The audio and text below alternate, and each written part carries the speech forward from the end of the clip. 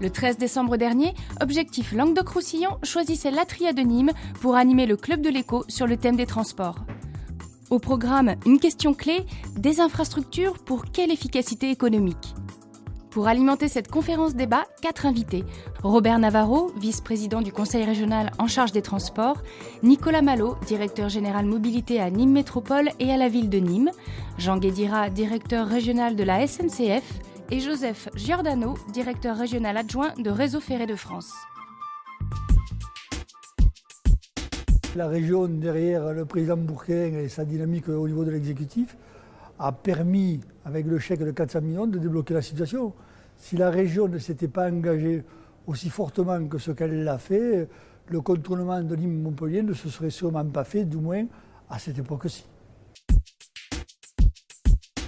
Alors l'intermodalité, c'est un gros mot, c'est un mot de technicien, mais c'est tout simple, c'est faire que les différents modes de transport, les transports publics, le train, le car, le bus, le tram, également le transport plus individuel comme la voiture, comme le vélo, soient coordonnés. Donc il faut leur trouver des solutions pour qu'ils soient accessibles facilement de l'un à l'autre, que les bus viennent irriguer par exemple les gares facilement, qu'on puisse se garer en voiture facilement aux abords des gares, et après que pour le voyageur, la façon de les utiliser soit le plus simple possible. Ce que veut le voyageur, c'est de la fluidité. Le voyage, ça doit être un moment simple si on veut concurrencer le mode de la voiture individuelle. Donc il faut que la tarification soit un peu la même partout. Il faut que le ticket, le support soit le même, qu'il n'ait pas à faire 10 000 fois la queue pour prendre son ticket. Et puis il faut que les offres soient coordonnées, c'est-à-dire que quand le train arrive, le bus ne soit pas parti depuis 5 minutes. Voilà, c'est des choses aussi simples que ça. Et aujourd'hui, c'est ce qui nous manque encore pour passer un cap supplémentaire en transport public.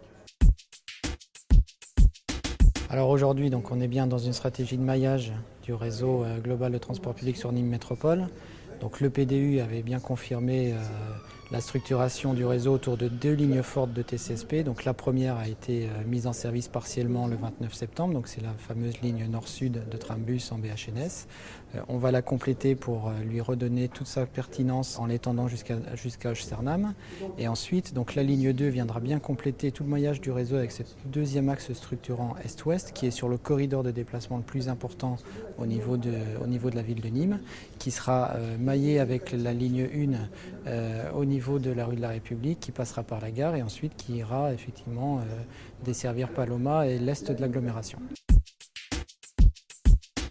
Un des points importants, bien sûr, c'est que ça va permettre de créer un doublé de lignes dans la plaine languedocienne, dans une zone où la ligne actuelle est, on va dire, proche de la saturation et que ça ne nous permet pas d'augmenter le trafic tel que les autorités organisatrices le souhaiteraient. C'est aussi une ligne qui va permettre de reporter le trafic fret des centres-villes tel que ça se passe aujourd'hui sur une voie qui sera plus en zone non urbanisée, donc avec une nette diminution de la pollution sonore pour les habitants du Languedoc. Et puis bien sûr aussi une ligne à grande vitesse qui va permettre de raccourcir les temps de parcours entre Paris et Montpellier, contribuant de l'ordre de quelques minutes au gain que l'on pourra avoir ultérieurement jusqu'à Perpignan et jusqu'à Barcelone lorsque la ligne nouvelle Montpellier-Perpignan sera construite.